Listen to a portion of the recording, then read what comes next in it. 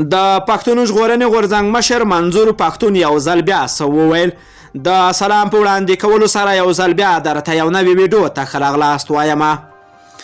د پښتون ژغورنې غورځنګ مشر منظور پښتون وایي چې کرونا وایرس ته یې ماتې ورکړه او وروستی ټیسټ یې هم منفي راووته.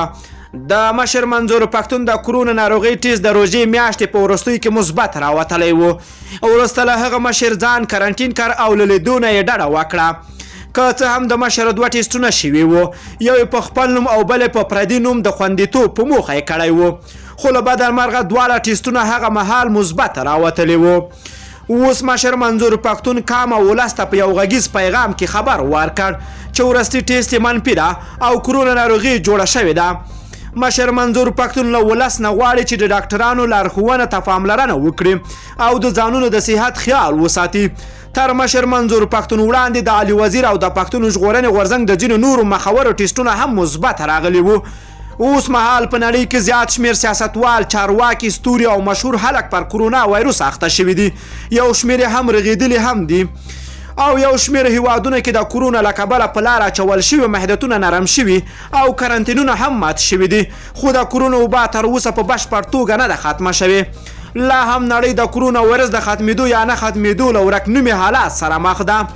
په ورته مهال کې د چین ووهان ښار جیلین ښارونه بیا کرنټین کیږي. ووهان ښار چې د کرونا وایرس د پیدا کېدو اصلي مرکز ګڼل کیږي، چې میاشت وړاندې له کرونا پاک اعلان شوی او عادي ژوند یې بیرته پیل کړی و. د چین په ووهان ښار کې د کرونا وایرس تازه مثبتې پیښې ثبت شوي دي او ویره دا ده چې کیدای شي د کرونا وایرس دویمه څپه هم راشي ورباندې. وړاندې تر دې د روغتیا نړیوال سازمان په ګډون یو شمېر ساینسپوهانو او روغتیا پالانو هم د کرونا وایرس د دویمې څپې د ممکنه خپرېدو خبرداری ورکړی و.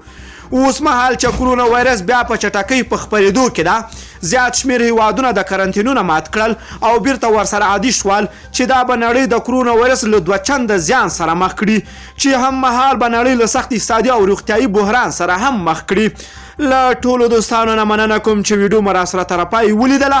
که چیرته خواږه نظرونه لرئ نو حتما یې راسره په کمنټ کې ولیکئ. که غواړئ له همداسې تازه او دقیقو معلوماتو خبر شئ، د پښتو اپډیټ چینل حتما درسره سبسکرایب کولی شئ.